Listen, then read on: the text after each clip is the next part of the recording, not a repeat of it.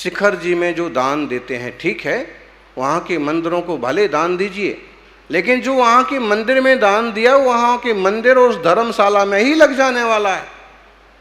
आप चाहते हो कि सीधा तीर्थों के लिए जाए, तो तीर्थों के लिए काम करने वाली जो संस्था है उस संस्था को सीधा भेजिए तीर्थ क्षेत्र कमेटी को, और बाकायदा उनसे फिर उसका हिसाब किताब भी मांगिए कि हमने आपको जो इतना दिया है उसका आपने क्या किया है। जब शिखर जी जाते हैं तो पहाड़ पर कुछ भी खरीदो मत, कुछ भी खाओ मत, बाइक पर बैठ करके जाओ मत। बढ़ावा कौन दे रहा है दूसरे लोगों को, दुकानों को, बाइक वालों को? अरे हाथ पांव में दम है तो धीरे धीरे करके जैसे भी चले जाओ, और नहीं है दम तो नीचे से नमस्कार करके आ जाओ। लेकिन गलत लोगों को और गलत चीजों को बढ़ावा देंगे तो यहां तक पहुंच गए कि आज सामने तीसरी पार्टी दावा करने लगी ये पहाड़ हमारा है, और वो पार्टी समझ लो कि मगरमच्छ। अभी तक जो पार्टी थी वो तो सिर्फ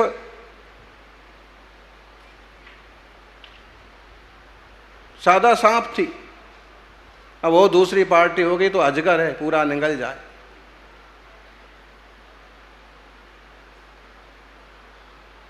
थोड़ा सा बढ़ावा कौन देता है?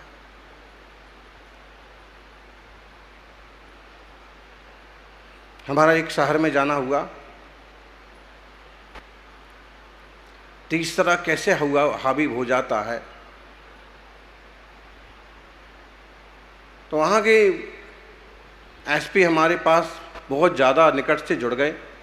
तो उन्होंने बताया, प्रतापगढ़ की बात है, नाम ही बता देते हैं, कि बोले महाराज जी यहाँ पर फिरौती का, उठाईगिरी का, धमकी का, वसूली का जबरदस्त दबाव है। तो मैंने कहा ऐसा है क्यों? आते थे, घंटे घंटे बैठते थे, कुछ धर्म की चर्चा, फिर इस टाइप की सामाजिक बात, ऐसा क्यों है? तो उनने कहा कि समझ लीजिए जैन लोग हैं, इनकी दुकानें, इनकी दुकानों से ही वसूली होती। कैसे? अगर इनकी यहाँ इनकी आमद ज़्यादा बढ़ गई, इनकी ज़्यादा कमाई होने लगी तो पड़ोसी जलने लगा, और जो दादा भैया गुंडा बदमाश है उसको बता दिया कि देखो ये इस ढंग से कमाता है और इसके पास नहीं, और उसने आकर के इस पर दबाव देना चालू किया। और इस तरह से इसने उसको बताया, उसने उसको बताया, पूरे वो विघटित हो गए। आपस की ईर्ष्या से, आपस के द्वेष से वो दूरियां बढ़ गईं। और तीसरा इतना हावी हो गया कि इतने लाख मांगे तो देना पड़े, नहीं तो जान पर बन के आए। ये माहौल किसने बनाया? ये लोगों ही नहीं बनाया, क्योंकि उन्होंने खूब कोशिश की और उस कचरे को बहुत साफ भी किया। लेकिन उदाहरण इसलिए दिया कि हमारा नुकसान करने वाले कौन है? हम ही हैं। शिखर जी को ले लें, दिगंबर श्वेतांबरों को, अरे शिखर जी पहाड़ वहीं है, टोकी वहीं है, लड़ाई किस बात की? सिर्फ अधिकार को लेके ऐसे भिड़े कि ये तो लड़ते रह गए और तीसरे आकर के बंदरवांट हो गई। बिल्लियां तो रोटी के लिए लड़ती रह गई और बंदर पूरा गटकने को तैयार। ये परिस्थितियां हैं। चूंकि हम जो कह रहे हैं सब प्रवचन नहीं है, ये एक सामाजिक चर्चा है, फिर भी बिना तीर्थों के समाज का भी कोई वजूद नहीं होता। सांस्कृतिक विरासत नहीं है तो आप क्या दिखाएंगे? आज हम प्राकृत की चर्चा करते हैं क्योंकि बड़े बड़े शास्त्र हमारे हैं प्राकृत भाषा में। आज हम ब्राह्मी लिपि की चर्चा करते क्योंकि देश भर में ब्राह्मी लिपि के लेख हैं। जैन तीर्थंकरों का भी उनमें उल्लेख है। लेकिन अगर तीर्थों का ऐसा डिस्टर्ब होता रहा तो हम किस बेस पर तीर्थों की बात करेंगे?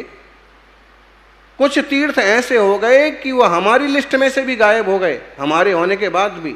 क्यों? बोले अब हम वहाँ तो जा नहीं पाते हैं, एंट्री मिलती नहीं है, नाम वहाँ कुछ रह नहीं गया है, तो अब उसमें तीर्थों में उसका नाम डालने से क्या फ़ायदा? हमारे हैं। उस तीर्थ स्थान की जो पुरानी किताबें छपी हैं उनमें भी लिखा है तिरुपति एक जैन मंदिर है, उसमें भी लिखा है। बद्रीनाथ में आदिनाथ है, भुवनेश्वर में कलिंग जिन है।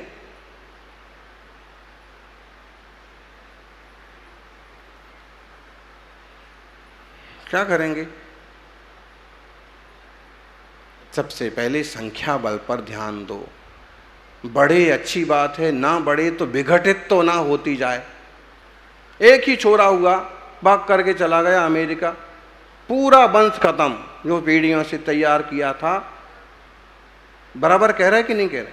पूरा वंश खत्म। महावीर स्वामी ने अकेले होने के बावजूद दिगंबर जैनेश्वरी वीतराग मुद्रा धारण की, लेकिन माता पिता कहते थे बेटा वंश खत्म हो जाएगा। लेकिन महावीर ने ये मार्ग स्वीकार किया कि आज उनके वंश में हजारों बेटे हैं। तो या तो बेटा कुछ ऐसा करे तो वंश चले, और अगर इधर उधर भागे तो कैसे क्या हो।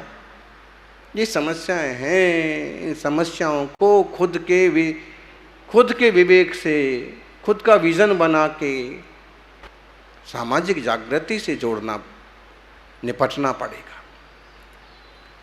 एक मंदिर का किस्सा हुआ एक गांव का।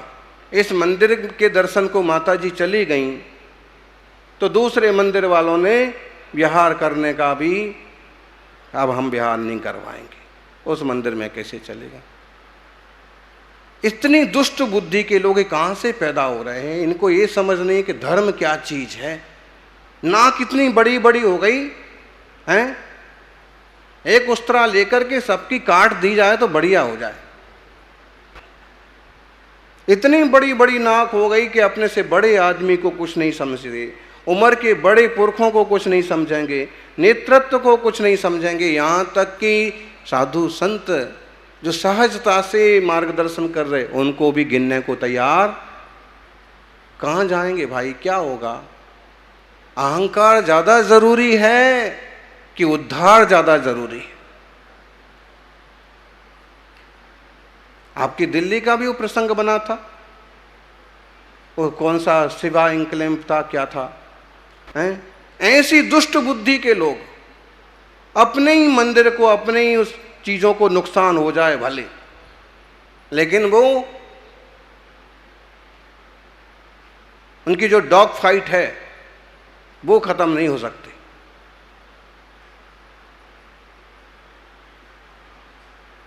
है ना? कोई नई पीढ़ी संभालने लायक है, संभालने दो। ऐसा क्या कब्जा भाई? ठीक है आपने दान किया होगा, अच्छी बात है, दान कर दिया, लेकिन आजकल तो आपको ऐसे दानी भी मिल जाएंगे कि माँ बाप दादा बाबा तो दान पर लिख के गए और पोते पाते जो है वो उस पर क्लेम कर रहे हैं, झगड़ रहे हैं, वापस पाने को तैयार। ऐसे भुक्कड़ लोग पैदा हो गए। अच्छे अच्छे बड़े बड़े नामधारी कुटुंब का ये हाल है कि उनका कोई नाम लेने वाला नहीं।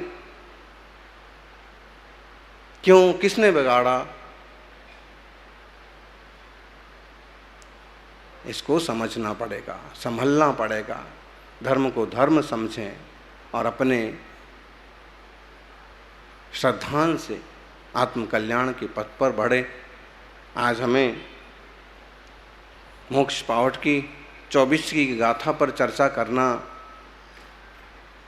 करना है, लेकिन क्या करें?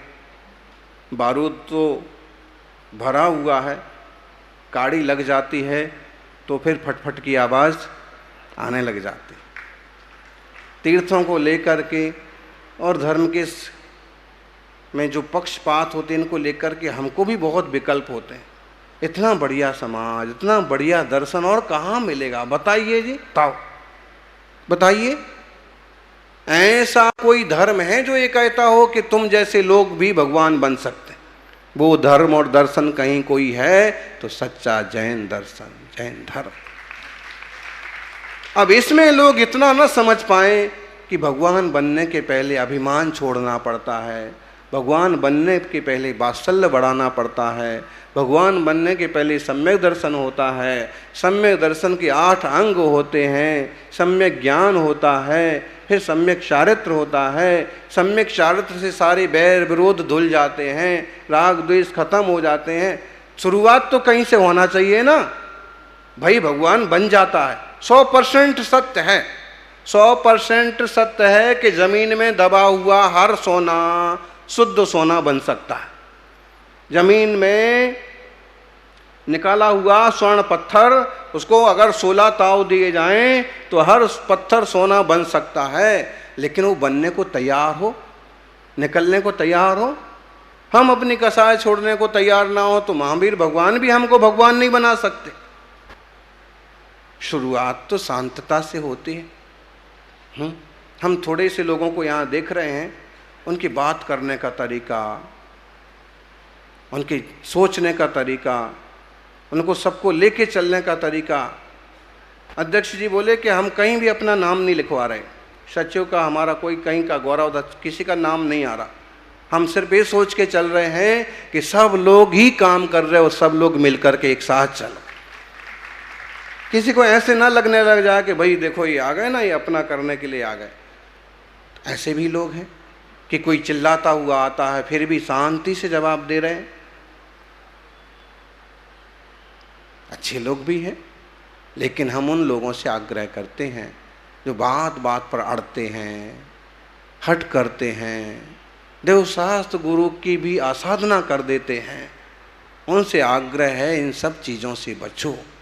ये सब चीज़ें संसार बढ़ाने वाली हैं, और जिनवाणी के कहे अनुसार चलेंगे तो हम भी एक दिन भगवान जरूर बनेंगे। जो जिम्मेदारी है, जो भूमिका में है, हम वो जरूर निभाएं, लेकिन उसके साथ हम अपने आप को न भूल जाएं।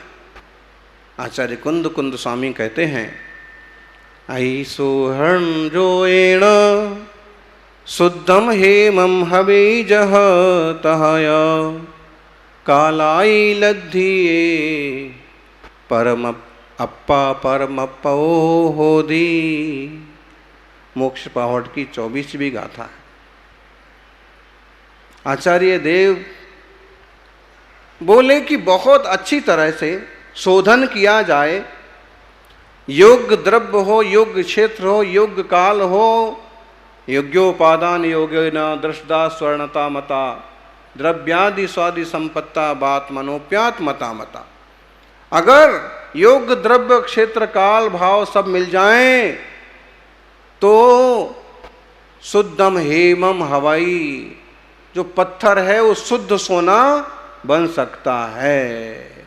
उसी प्रकार से काल आदि लब्धि की उपलब्धि हो, द्रव्य क्षेत्र काल भाव सब योग्य मिल जाएं तो आत्मा परमात्मा हो सकता है।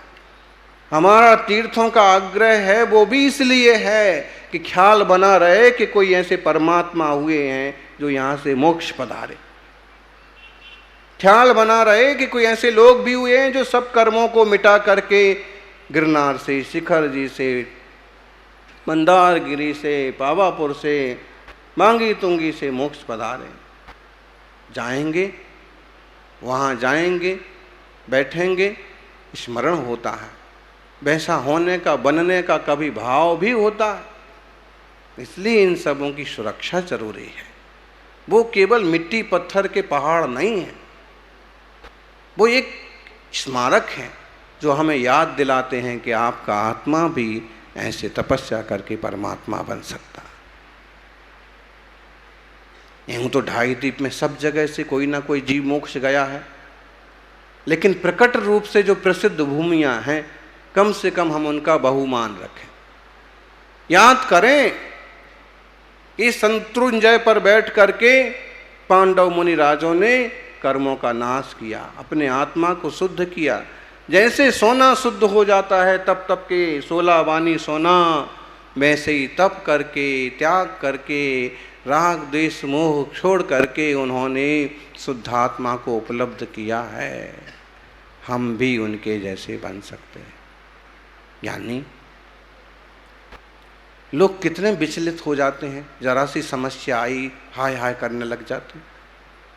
जरा सा कुछ घट गया, कुछ मिट गया, कोई बिछड़ गया, कोई मर गया, किसी ने इग्नोर कर दिया, अपमान कर दिया, लोग हिल जाते हैं, मरने तक को तैयार हो जाते हैं, अब तो कुछ नहीं बचा।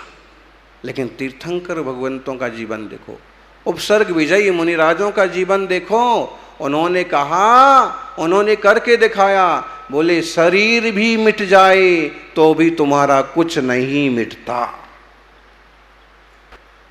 बोलो, शरीर को भी आग में अगर कोई जला दे तो भी दुश्मनी मत करो, दुखी मत हो, क्योंकि तुम शुद्ध चैतन्य तत्व हो। ऐसी अद्भुत बातें जिन दर्शन में हैं, हम अपने आत्मा को परमात्मा के पथ पर ले जाने का पुरुषार्थ करें। सोना जो होता है ना, कैसे शुद्ध किया जाता है, कैसे परखा जाता है? जम्बू कुमार जी, सोना कैसे परखा जाता है? सोने वाले कौन है? आप सोने वाले हो, कैसे परखा जाता है? हाँ, छेदन तापन निर्घर्षणा ताड़नाद्य ताड़नैस्तपनीयमेव शुद्ध बुद्धि भी। छेदन, छेद करके, तपा करके, घर्षण करके, घिस करके मालूम करते हैं कि सोना शुद्ध है कि नहीं। ऐसे ही अगर आपकी परीक्षा हो, कोई आपके शील संयम की परीक्षा करे, आपकी शांतता की परीक्षा करे और फिर भी आप डटे रहें, तो समझ लो आप शुद्ध सोना होने की तरफ बढ़ रहे हैं। आप सभी शुद्ध सोना बने और आत्मा से शुद्धात्मा बने, और शुद्धात्मा स्वरूप को प्राप्त करने वाले तीर्थंकरों के प्रति, महापुरुषों के प्रति श्रद्धा का, समर्पण का भाव रखें। तीर्थों की वंदना करें, तीर्थों की सुरक्षा करें, सेवा करें, यथायोग्य रीति से आपकी भूमिका के अनुसार दान वगैरह भी करें। अहमदाबाद समाज ने एक बड़ा आदर्श उपस्थित किया है कि एक सुंदर सा बड़ा सा कलश तीर्थ के नाम से रखा, और वह कलश भी एक बड़ी राशि के साथ में। अब इसका अनुसरण करते हुए देश भर में एक मुहिम चल रही है, और निश्चित रूप से धन तो संग्रह जितना हो ना हो, लेकिन लोगों का मन जरूर जुड़ता जाता है कि करना है, कुछ तो करना है, लोग कर रहे हैं, उनकी हेल्प करना। ऐसे भाव भी बनेंगे तो भी सबका मंगल होगा। जय बोलिए 24 तीर्थंकर भगवान की।